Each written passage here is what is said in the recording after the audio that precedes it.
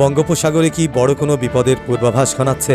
একদিকে মিয়ানমার তাদের নিজস্ব শিপইয়ার্ডে তৈরি করছে থালুনের মতো ঘাতক স্টেলথ গাইডেড মিসাইল ফ্রিগেট, অন্যদিকে বাংলাদেশ নৌবাহিনীকে ইচ্ছে করেই আটকে রাখা হয়েছে এক অদৃশ্য শৃঙ্খলে। অর্থনৈতিকভাবে মিয়ানমারের চেয়ে বহুগুণ শক্তিশালী হয়েও কেন বাংলাদেশ নিজের শিপইয়ার্ডে 4000 টনের স্টেলথ যুদ্ধজাহাজ বানাতে পারেনি?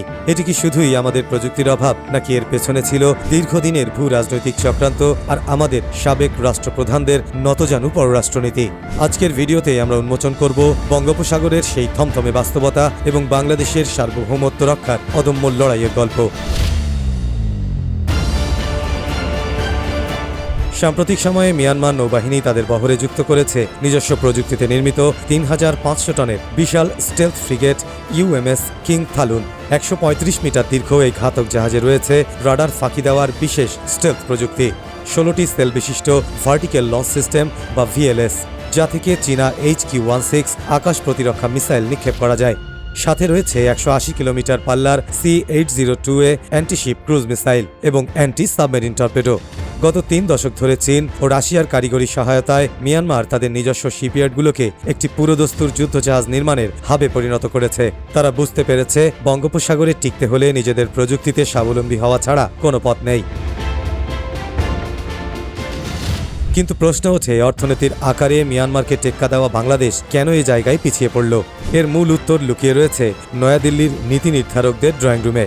ভারত বঙ্গোপসাগরে নিজেদের একচ্ছত্র নেট সিকিউরিটি প্রোভাইডার হিসেবে প্রতিষ্ঠিত করতে চায়। তারা কোনোভাবেই চায়নি বাংলাদেশ তার নিজস্ব শিপইয়ার্ডে শক্তিশালী কোনো ফ্রিগেট নির্মাণ করুক কিংবা চীন থেকে উন্নত প্রযুক্তি স্থানান্তর করে সামুদ্রিক পরাশক্তিতে পরিণত হোক। ভারত ভালো করেই জানত, বাংলাদেশ যদি নিজস্ব প্রযুক্তিতে ভারী যুদ্ধজাহাজ বানানো শুরু করে তবে বঙ্গোপসাগরে তাদের একক কর্তৃত্ব চ্যালেঞ্জের মুখে পড়বে। তাই বছরের পর বছর ধরে ভারতীয় কূটনৈতিক ও কৌশলগত চাপ প্রয়োগ করে বাংলাদেশের সামরিক আধুনিকীকরণ প্রক্রিয়াকে মন্থর করে রেখেছে। এই চক্রান্ত সফল হয়েছিল আমাদের অতীত রাজনৈতিক কাঠামোর কারণেই। সাবেক রাষ্ট্রপ্রধানদের চরম ভারতীয় আনুগত্য এবং দিল্লির প্রেসক্রিপশন মেনে চলার নীতি বাংলাদেশের প্রতিরক্ষা খাতকে বছরের পর বছর অবহেলিত করে রেখেছে। ফোর্সেস গোল 2030-এর অধীনে চট্টগ্রাম ড্রাইডক লিমিটেডে 6টি 4000 টন ভারী স্টেলথ ফ্রিগেট নির্মাণের বিশাল পরিকল্পনা কাগজে কলমে গৃহীত হলেও তা থমকে ছিল কেবল দিল্লিকে অসন্তুষ্ট করার ভয়ে। দেশীয় শিপইয়ার্ড ও আত্মনির্ভরশীল সামরিক গবেষণায় বিনিয়োগ না করে হাজার হাজার কোটি টাকা দেশ থেকে পাচার করা হয়েছে। বাংলাদেশের সামরিক বাহিনীকে একটি স্বয়ংসম্পূর্ণ শক্তিতে পরিণত না করে কেবল সীমান্ত পাহারা দেওয়ার মতো দুর্বল অবস্থানে রেখে দেওয়ার এই আভ্যন্তরীণ ষড়যন্ত্র দেশপ্রেমিক সামরিক কর্মকর্তাদের হাত পা বেঁধে রেখেছিল। তবে ইতিহাস বলে, কোনো বীরের জাতিকে চিরকাল শৃঙ্খলে আটকে রাখা যায় না। ভারতের ভূ রাজনৈতিক ফাঁদ এবং অতীত শাসকদের নতি শিকারের কালো অধ্যায় পেরিয়ে বাংলাদেশ আজ জেগে উঠতে শুরু করেছে। দক্ষিণ এশিয়ার পরিবর্তিত রাজনৈতিক প্রেক্ষাপটে বাংলাদেশ নৌবাহিনী তার সার্বভৌমত্ব রক্ষায় সম্পূর্ণ নতুন করে হিসাব নিকাশ শুরু করেছে। চট্টগ্রাম ড্রাইডক ও খুলনা শিপইয়ার্ডের সক্ষমতা এখন দ্রুত বাড়ানো হচ্ছে।